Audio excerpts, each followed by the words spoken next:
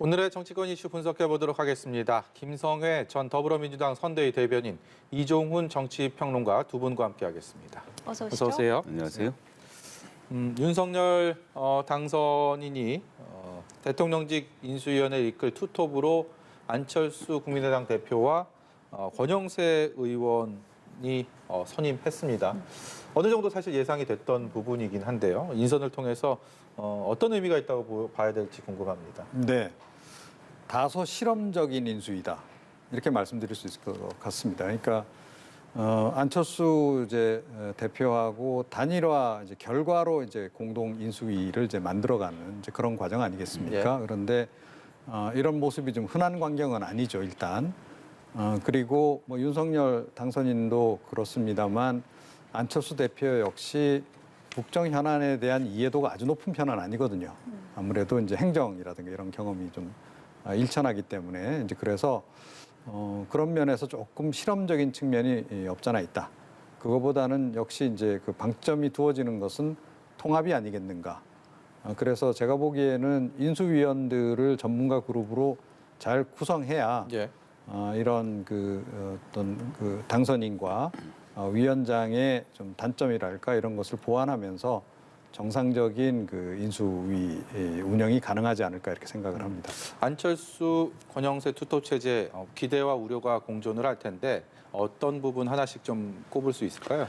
일단 기대가 되는 부분은 윤석열 당선자께서 원래 계획대로 하셨다는 점입니다. 이제 이 중간에 이런저런 말들이 많았잖아요. 하지만 딱 원래 말씀하셨던 대로 위원장에 안철수 후보를 앉히셨고, 그다음에 권영세 의원 같은 경우는 이분 본인이 인수위원장을 해도 모자라지 않는 분이거든요. 그리고 특히나 지난번에 인수위가 없었기 때문에 직전 인수위는 2012년 인수위를 얘기하는데요. 그 당시에도 부위원장으로 권영세 의원이 당시 활동하셨던 그런 경험이 있기 때문에 제가 생각엔 안철수 후보 같은 경우는 안철수 위원장 같은 경우는 상대적으로 과학기술 분야에 좀 집중적으로 관심을 가지실 것 같고, 갖고 있는 인재풀의 경우도 그렇고요. 네. 그 외 전반적인 담당은 권영세 의원이 하면서 위원장과 부위원장이 역할을 잘 나눈다는 점에서는 좀 긍정적으로 보고요. 근데 실질적으로는 윤석열 후보가 직접 통화하거나 소통을 하실 분은 또 권영세 부위원장이 될 것 아닙니까? 이런 경우에 안철수 위원장이 중간에 다른 생각을 하시거나 다른 그림을 그렸을 경우에 이게 충돌하는 경우가 생길 수 있는데, 충분히 그럴 수 있고. 이게 저희들 정치 문법처럼 조율이 되지 않는 부분이 분명히 생길 거라서 그런 부분에 대해서 권영세 부위원장의 또 어깨가 무겁다고 볼 수 있겠습니다. 예, 인수위원회 구성 중에서 특히나 눈에 띄는 부분이 기획위원회를 신설한 부분입니다. 기획위원장에는 선대본 정책본부장이었던 원희룡 전 제주지사가 임명이 됐는데, 원 전 지사가 새로운 윤석열 정부를 준비하는 키맨으로 좀 자리매김했다 이렇게 봐도 되겠습니까? 네. 그러니까 이게 조금 사실은 부위원장 인선 과정에서 약간 좀 우여곡절이 좀 있었던 걸로 좀 전해지고 있지 않습니까? 그러니까 권영세 부위원장이 한동안 또 고사를 하고 예. 이런 과정에서 원희룡 전 지사를 또 부위원장 후보로 또 적극 고려하기도 했었고, 그런 과정에서 아마 원희룡 위원장 같은 경우에 어떻게 자리 배치를 할지를 좀 고심하게 된 게 아닌가. 네. 그래서 신설해서 이 자리를 맡긴 것으로 일단 이렇게 보이는데요. 또 다른 측면이 있다 그러면 조금 전에 말씀드린 당선인도 그렇고 인수위 위원장도 그렇고 국정 전반에 대한 이해도가 조금 떨어진다라고 하는 부분을 메워줄 수 있는 그런 인물인 거죠. 행정 경험도 있고 예. 또 국회의원 경력도 좀 오래 했고, 또 이번에 또 정책 부분 특히 여러 공약 부분을 다 총괄한 것으로 알려지고 있지 않습니까? 그래서 그런 부분에 대한 이해도가 있기 때문에 그런 부분을 좀 보완하는 카드로 좀 활용하려 들 가능성이 높지 않나 이렇게 생각합니다. 네. 윤석열 당선인이 위원장, 부위원장뿐만 아니라 또 다른 인사들을 계속 하고 있는데요. 오늘 통일동 집무실 첫 출근을 해서 인사 관련된 얘기를 했습니다. 듣고 대담 이어가도록 하겠습니다. 국민통합위원장에는 김한길 전 새정치민주연합 대표, 그리고 지역균형발전특별위원회 위원장에는 김병준 국민대 교수님을 좀 맡아달라고 부탁을 드려서 본인들의 아주 쾌락을 받았고 그래서 이 일을 맡아주실 것입니다. 아울러 인수위 구성을 속도감 있게 진행해야 됩니다. 가급적 이번 주 내 인수위 구성을 마무리하여 주말부터는 바로 정부 인수 업무에 박차를 가할 수 있도록 부탁드립니다. 네, 국민통합에는 김학의 전 대표, 그리고 지역균형발전에는 김병준 전 위원장. 사실 이 두 인물은 선대본부에서도 중용이 됐었고 인수위원장 후보군에도 이름을 올린 상황이었는데 이 또한 굉장히 놀라운 인사는 아니지만 당선인의 또 기대감이 충분히 담겨 있는 인사다라는 평가들이 나오고 있습니다.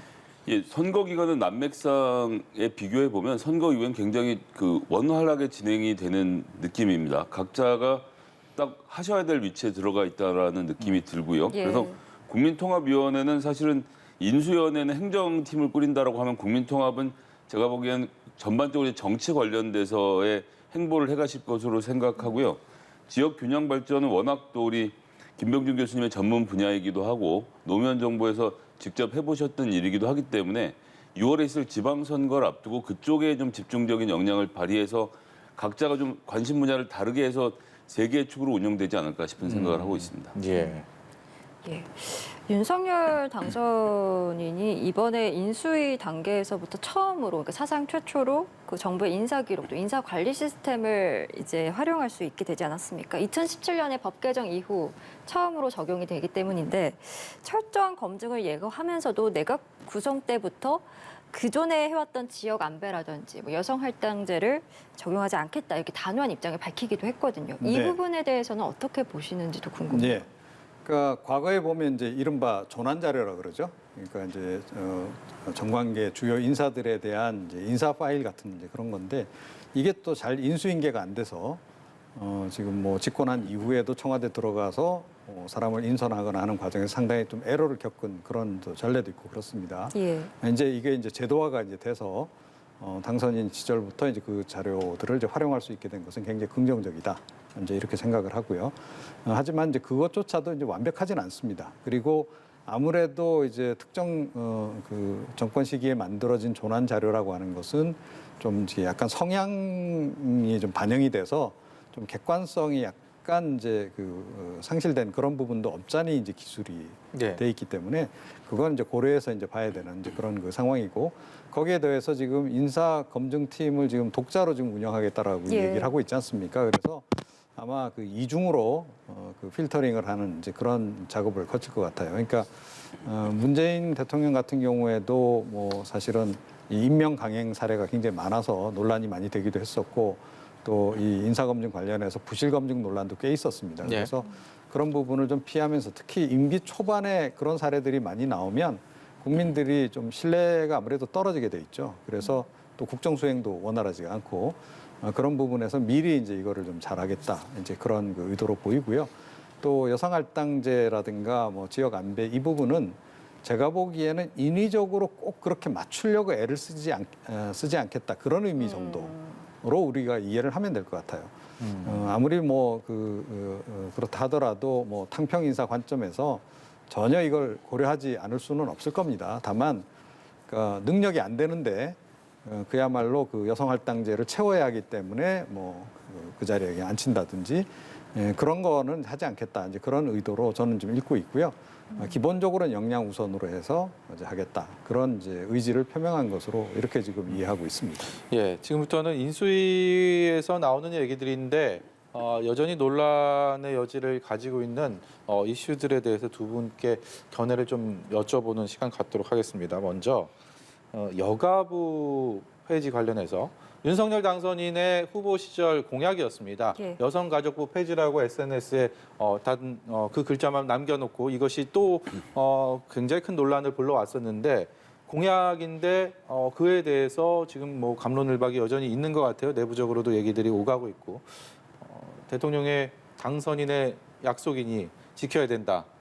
그래도 이것은 좀 아닌 것 같다. 얘기들 오가는데 어떻게 보고 계십니까? 전 이게 주식 양도세 폐지랑 같이 이어지는 얘기라고 생각합니다. 주식 양도세 폐지 때도 양도세를 정말 폐지하는 거냐 그랬는데 내부에서 얘기를 들어보면 금융투자소득세로 일원화할 뿐이지 폐지하는 건 아니다라는 또 이런 반대되는 입장이 있거든요. 예. 그럼 여성가족부 폐지는 정말 여성가족부 폐지냐, 다른 부처를 만들지 않느냐 했더니 또 가족부는 만들 것처럼 얘기를 하고, 유승민 의원 같은 경우는 2017년 선거에 나올 때 대통령 직할로 성평등위원회를 설치하는 가운데 여성가족부 업무를 이관하겠다라고 했던 것이었습니다. 그래서 지금 현재 국민의힘의 그 누구도 여성가족부를 폐지한 다음에 소관 57개 법률 시행령 시행규칙을 어디로 옮길 것이냐는 질문에 대답을 아무도 못하고 있거든요. 그래서 지금은 민주당의 찬반을 따질 수가 없습니다. 그러니까 어떻게 하겠다라는 계획인지 구체적으로 아무것도 안 나와 있고, 제 생각에는 아마 이것을 만들었던 건 청년 보좌역들이 좀 선언적인 의미로 만들었는데, 실질적으로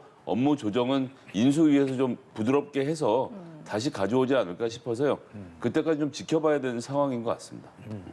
이정훈 평론가께서는 어떻게 보고 계십니까? 예. 그러니까 지금 현재로서는 뭐 기존에 이제 대선 때 내놓은 공약 그 입장을 유지할 수밖에 없죠. 당선인 신분으로서는 당연히 이제 그래야 하는 것이고. 자, 그런데 이제 인수위가 이제 운영되는 과정에서 공약으로 내건 내용들하고 지금 현재 진행되고 있는 국정 과제들을 결합을 시켜서 예. 이제 조율을 이제 합니다. 그 과정에서 사실은 적잖은 부분들이 이제 수정이 이루어져요. 그러니까 이제 공약의 현실화 과정이다, 이렇게 이제 보면 됩니다. 실현 가능한 공약으로 이제 만들어가는 그런 일련의 과정이 이제 진행이 될 테고, 이건 필수적이에요, 사실은. 왜냐하면 선거 때 뭐 그야말로 선심성 공약들을 너무 남발을 하기 때문에 그거를 정리하지 않으면 그야말로 국가가 혼란해집니다. 그리고 예산 감당도 안 되고. 그래서 어찌됐건 이제 그 과정을 거치는 과정에서 이 부분도 좀 정리가 되지 않을까 싶은데, 제가 보기에는 이걸 폐지할 실익이 과연 있을까, 이런 생각이 들어요. 왜냐하면 여성가족부 자체가 지금 부처로서는 가장 작은 부처 아닙니까? 그러니까 굉장히 상징성이 강한 예. 그런 부처라고 봐야 됩니다. 그러니까 여성들을 그만큼 좀 존중하고 기존에 존재하고 있는 차별, 제도 이런 것들을 차별적인 제도들을 개선해 나가겠다라고 하는 그런 어떻게 보면 방향성을 지금 이제 제시한 그런 의미가 이제 강하다라는 거죠. 그런데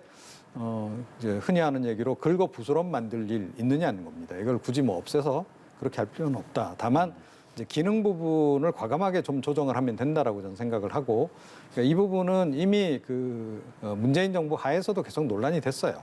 여성가족부 역할, 기능이 과연 이게 제대로 돼 있느냐. 예. 한번 다시 이거 전면적으로 좀 재조정해야 되는 거 아니냐라는 얘기도 있었고, 제가 알기로는 여성가족부 안에서도 이 기능 조정 관련한 몇 가지 대안을 지금 만들어 가지고 있는 걸 알고 있습니다. 그래서 그런 부분들이 인수위 측하고 아마 조율이 되고 나면 가닥이 잡힐 텐데, 제가 보기엔 뭐 완전 폐지 이렇게 가기엔 좀 어렵지 않을까, 이렇게 생각합니다. 예. 또 한 가지, 오늘 민정수석실을 폐지한다라는 방침이 나왔습니다. 예. 그래서 사직동팀이 있을 수가 없다라는 당선인의 의지를 피력을 했는데, 이 부분은 어떻게 보고 계십니까? 그러니까 이것도 마찬가지입니다. 민정수석실을 폐지한다. 검찰을 민정수석실이 어떻게 하는 것처럼 말씀을 하시는데, 사실 문재인 정부에서 그런 일은 없었던 것으로 계속 뭐 여러 경로를 통해서 확인되고요. 네. 오히려 거꾸로 방금 조금 전에 보셨던 인수위 단계부터 지금 이 인사자료를 활용하는 거, 이 자료 만드는 데가 민정수석실이거든요. 네. 거기에 공직기강 비서관도 있고 다 관련된 자료들을 모으고 있는데, 그러면 앞으로 인사는 어떻게 하시겠다는 말씀인지가 포함돼서 이야기가 되어야 저희가 이해를 하는 거거든요. 그러니까 민정수석실이 단지 친인척 비리만 다루는 것이 아니기 때문에 검증을 어떻게 할 것인지, 예전엔 조난자를 어떻게 만들었느냐, 국정원에 시켰어요. 근데 국정원이 이제 국내 정보를 못 다루게 된 거 아닙니까? 그럼 경찰에 주겠다는 말씀이신 건지, 아니면 검찰의 범정의 역할을 하겠다는 것인지, 어떻게 조율을 해서 이 검증 관련된 자료들과 인사 자료를 수집하고 이것이 국정 운영에 사용될 것인지를 좀, 그러니까 A부터 Z까지 말씀을 해주시면 저희가 좀 듣는데 편하겠는데, 너무 상징적으로만 말씀하시니까 예. 그 뒷이야기가 잘 이어지지가 않네요.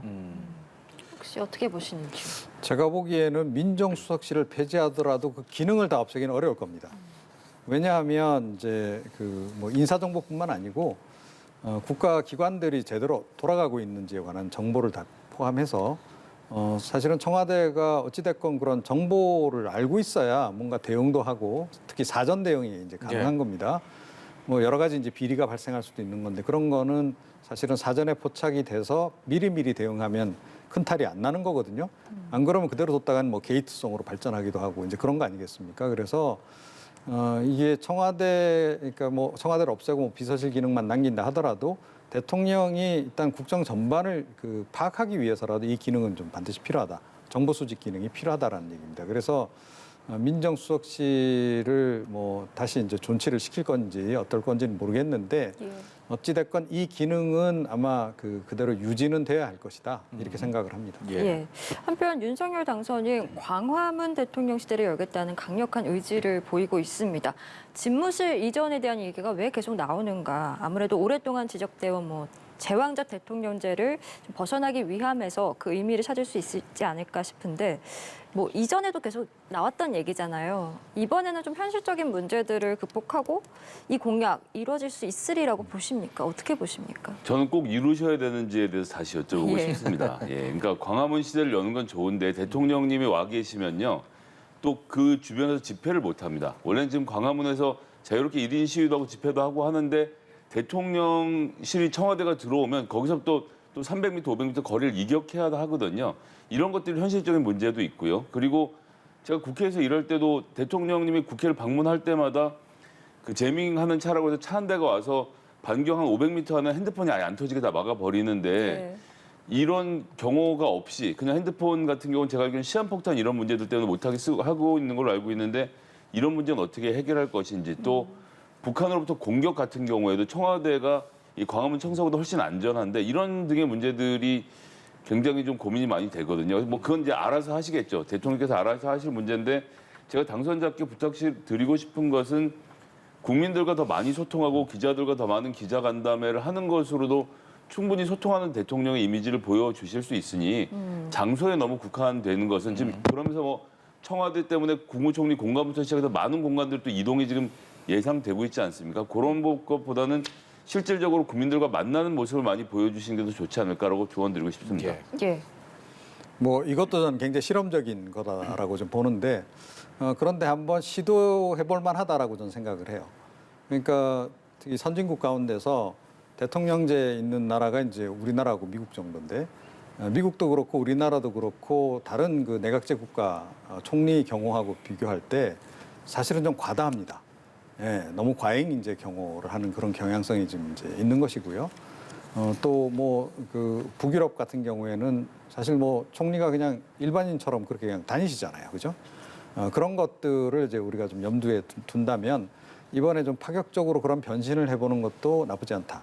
다만 이제 대통령이 이제 혹시나 무슨 일이 있을 경우를 대비해서 이제 그런 걸 하는 건데 예. 이게 사실은 뭐 선진국 특히 이제 유럽의 주요 선진국들이 그렇게까지 경호를 철저하게 하지 않아도 잘 이제 유지가 되는 그런 가장 큰 이유는 국가 시스템이 잘 정비가 돼 있으면 그야말로 대통령 한 사람이 잠시 뭐 활동을 못 한다 하더라도 국가 기능에는 문제가 없기 때문에 이제 그런 게 가능해지는 거거든요. 그래서 이번 기회에 그런 환경을 만들어가는 쪽으로 물론 이제 경호 담당하시는 분들은 계속 이제 이 경호가 필요하다라고 이제 말씀은 하실 겁니다. 그런데 한번 이번에 전면적으로 이런 것들을 한번 조정해서 그동안 광화문 대통령 얘기 얼마나 말이 많았습니까, 그죠? 예. 국민적 기대감만 자꾸 이제 주고 이게 한 번도 실행이 된 적이 없는데 이번에 한번 실행까지 한번 가보자 일단.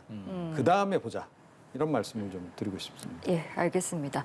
자, 이번에는 민주당 이야기도 좀 해보겠습니다. 민주당 오늘 비상대책위원회 첫 회의를 열었는데 신속한 비대위 구성에도 불구하고 당내에서는 우려의 목소리도 나오고 있는 것 같습니다. 관련해서 내용 듣고 대담 이어가도록 하겠습니다. 최고위원회에서 그렇게 결정을 했는데 우리 이제 당이 갖고 있는 이 진영과 패권 정치의 합작물이 아닌가 저는 이렇게 보는 거고요. 서로 이제 좋은 게 좋은 식으로 해서 이렇게 엮은 건데 과연 지금 저렇게 해서 그냥 그 얼굴에 그 얼굴로 다시 저렇게 비대위로 간다 그런다면 좀 새로운 이제 우리 청년들도 이제 같이 비대위원 넣긴 했지만 그렇죠. 그렇게 한다 그런다면 과연 국민들이 저 민주당이 좀 달라지려고 정신 차렸구나. 제대로 좀 하려고 그러는구나. 그리고 이제 그런 기대를 할 수 있을까 좀 걱정이 많은 거고요. 네, 선거에 패배한 정당이 그것도 대선에서 패배한 정당이 매끄럽고 아무 잡음 없이 당을 수습하는 경우는 사실 돌이켜보면 없었습니다. 항상 불협화음이 있었고 뭔가 이 패배에 대한 반성 과정에서의 여러 가지 얘기들이 늘 나왔는데 지금 노웅래 의원의 얘기를 들어보면 그 얼굴에 그 얼굴로 이게 비대위원장을 윤호중 원내대표가 맡게 되면서 이를 두고서 민주당 내부에서도 얘기가 꽤 많은 것 같습니다. 그것이 어떻게 보면 이 갈등의 시발점이 아닌가라는 생각이 드는데요. 어떻게 보고 계십니까? 일단 0.73%의 석패로 당내에서 정확히 손가락질을 할 수 있는 사람이 없는 상태가 되긴 했습니다. 모두의 잘못이기도 하고 모두가 잘한 일이기도 한 애매한 상태로 시작했다는 점을 먼저 좀 지적을 해야 되겠고요. 예. 비대위 역할에 대해서 각자의 판단이 다른 것 같습니다. 그러니까 비상대책위원회라는 것은 지금 당이 무너지게 생겨서 어떻게 당을 정비할 것이고 당이 어느 방향으로 나갈 것인가에 대한 그림을 보여주려는 비대위가 있는가 하면 예. 지금의 비대위 같은 경우는 사실 바로 코앞에 닥친 6월에 있는 지방선거를 준비하는 비대위거든요. 예. 그럼 당개혁은 언제 하느냐? 8월에 전당대회를 통해서 새 당대표를 뽑게 됩니다. 그럼 이 당대표 군이 5월이면 다 나타나게 될 것이고요. 이런 식으로 당을 바꿔야 된다. 민주당이 이런 식으로 혁신을 해야 된다? 아니다. 지금 민주당이 잘하고 있다. 이런 갑론을박들이 벌어지면서 당대표 후보군에서 개혁에 대한 이야기들을 전 할 거라고 생각합니다. 예. 정치 개혁의 과제만 놓고 봐도요. 예를 들어서 어떤 의원은 3선 이상은 연임을 금지해서 다른 데로 보내야 된다고 말씀하시는 분도 계실 테고 어떤 분들은 경륜을 살리는 게 문제지 그런 게 문제겠느냐. 또 어떤 쪽에서는 50대 이상 소위 말하는 586 의원들이 이제 2선으로 후퇴라 등의 여러 가지 갑론을박은 당대표 선거라는 공간을 통해서 붙고 당원들의 선택을 받은 당대표가 당을 개혁해 나가는 일을 할 것이기 때문에 예. 지금의 비대위는 제 눈에는 그냥 지방선거를 안정적으로 잘 치르는 비대위로 보이고 이 문제가 이렇게 크게 다툴 문제인지에 대해서는 전 종인될 좀 되지 않습니다. 이정우 평론가께서는 어떻게 보고 계십니까? 네. 민주당이 왜 이럴까? 그 부분을 저는 이제 요즘 많이 생각해 보고 있는데 이번 대선 사실상 이겼다라는 생각이 지배하고 있는 것 같아요. 예, 그러니까 정권 교체론이 막 굉장히 압도적인 그런 여론을 형성한 속에서도 우리가 이 정도까지 득표를 했으면 이건 사실상 우리가 이긴 거나 다름없어. 그 생각을 좀 하는 것 같아요. 그래서 이 기조대로 그냥 그대로 끌고 가면 지방선거도 이길 수 있다라는 생각도 좀 하는 거고 그 이후에 뭐 이제 차기 총선이라든가 차기 대선까지도 그냥 무난하게 가서 또다시 정권 재창출이 가능할 거다라는 그런 이제 인식이 좀 깔려 있는 것 같아요. 자, 그런데 이게 사실은 굉장히 좀 위험할 수 있는 거죠. 그런데다가 필수적으로 들어가야 될 과정이 지금 생략이 돼 있어요. 그게 뭐냐면 아니 시험을 잘 쳤든 못 쳤든 일단 시험 결과가 나오면 채점하고 평가는 해봐야 되잖아요. 오답 노트도 만들어야 되겠죠. 예. 근데 평가 절차가 지금 없어요. 그냥 의원총회 해서 뭐 자기들끼리 뭐 이야기하면 그거로 평가 끝인가요? 아니잖아요. 외부 전문가들 얘기도 좀 들어보고, 그죠? 그래서 정말 이 실제로 문제가 뭔지, 그리고 우리가 알고 있는 이번 득표율의 그 현상과 실제로 그 밑에 배경에 깔린 그 어떤 여론의 흐름은 뭔지를 정확히 알고 난 다음에 그 다음에 이제 뭐 비대위를 어떻게 구성할 것인지 이렇게 가야 되는데 예. 그런 거 다 생략했어요, 그죠? 생략하고 그냥 이긴 거나 다름없으니까 그냥 관리형 비대위 만들어서 그냥 가면 돼. 지금 이 기조다. 예.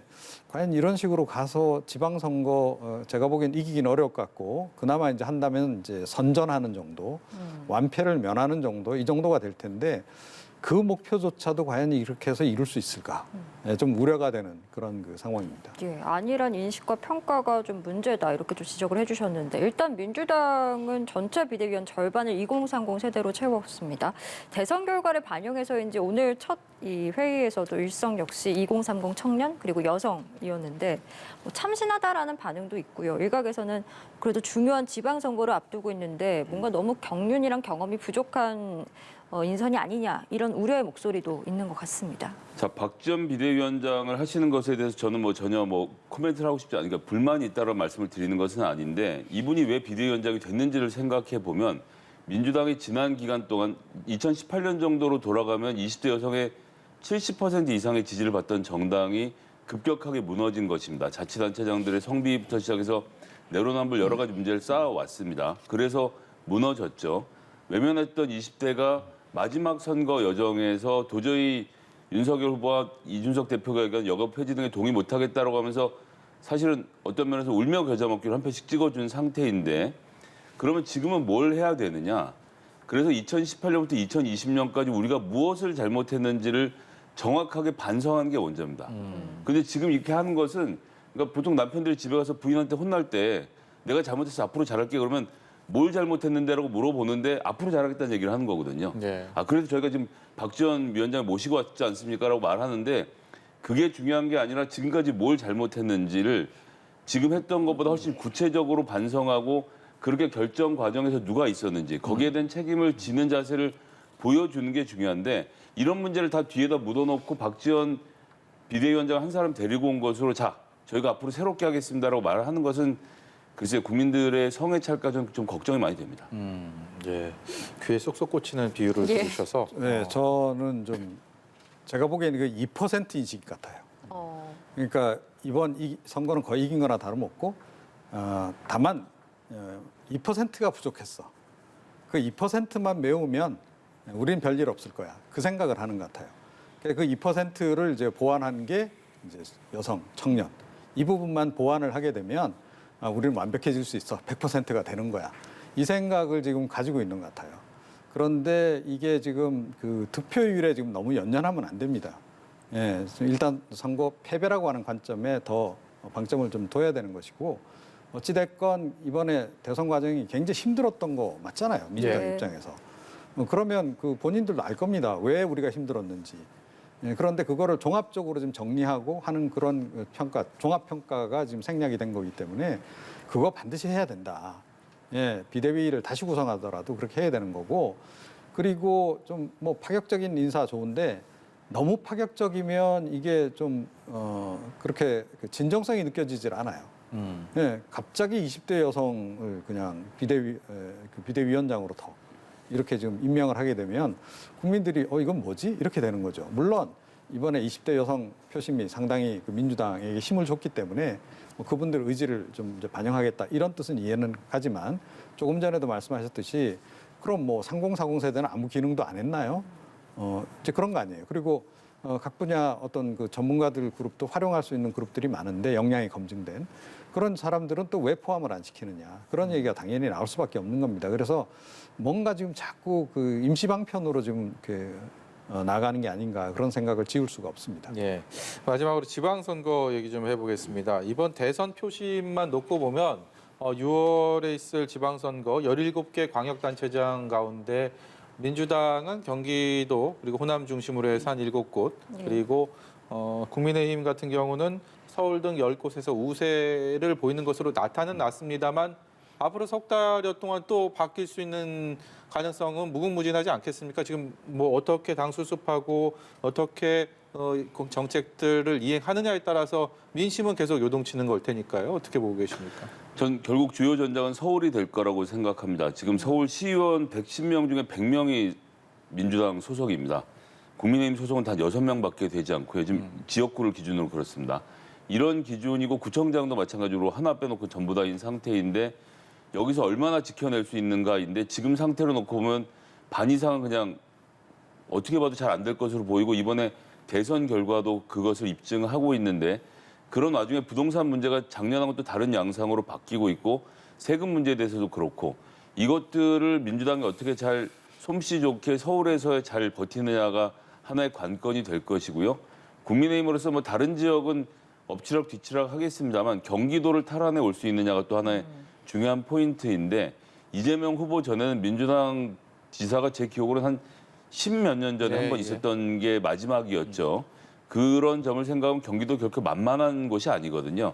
그래서 국민의힘은 경기도를 탈환할 경우에는 지방선거에서 좀 압승의 분위기를 만들 수 있을 것이고 민주당 같은 경우는 서울을 탈환하거나 경기도를 지키거나 이렇게 두 가지가 역시 수도권에서 승부가 날 것 같습니다. 예, 말씀하신 것처럼 최대 전장 이제 서울시장과 경기지사일 텐데 지금 하마평에 오른 인물들도 속속 나오고 있고요. 그런데 이제 윤석열 정부 출범 3주 뒤에 이제 지방선거가 있기 때문에 사실상 대선 결과도 연관될 수밖에 없지 않겠습니까? 예, 그렇습니다. 그래서 그 즈음이면 아마 그 윤석열 당선인의 그 국정수행 지지율도 상당히 높게 나올 겁니다. 그러니까 임기 초반에는 우리 국민들이 어찌됐건 이번 투표에서 찍어주지 않았다 하더라도 예. 힘을 일단 실어주는 그런 경향을 보여왔다는 거죠, 이제까지. 그러니까 문재인 대통령도 뭐 임기 초반에 뭐 국정수행 지지율이 70~80% 나오고 그러지 않았습니까? 그래서 뭐 윤석열 당선인 같은 경우에는 그런 정도 나올 가능성이 높고, 일단은 이제 정권을 이제 줬기 때문에 그 대통령 중심으로 잘해보라는 의미로 좀 힘을 실어줄 가능성이 굉장히 높죠. 예. 더군다나 이제 이 지방선거, 지난 지방선거에서는 또 민주당이 거의 압승을 좀 했던 바도 있고, 또 민주당 자치단체장 체제가 또 꽤 길게 지금 유지가 된 그런 곳이 많아요. 교육감도 마찬가지고. 그래서 이번 같은 경우에는 뭐 한번 좀 바꿔보자 하는 그런 분위기가 좀 압도적일 가능성이 높습니다. 이제 그런 상황에서 이제 과연 이제 민주당이 어떻게 헤쳐나가야 되느냐 하는 이제 그런 이제 과제가 이제 있는 것으로 이제 보여지는데, 민주당 쪽에서는 이제 자꾸 이재명 전 후보에 대한 얘기가 나오는 이유가 그 득표율을 그대로 가져오면 그래도 이렇게 상당한 방어가 가능할 거다, 이렇게 지금 보는 것 같아요. 그런데 조금 전에 말씀드렸듯이 이 대선 득표율 기준으로 생각하면 안 된다.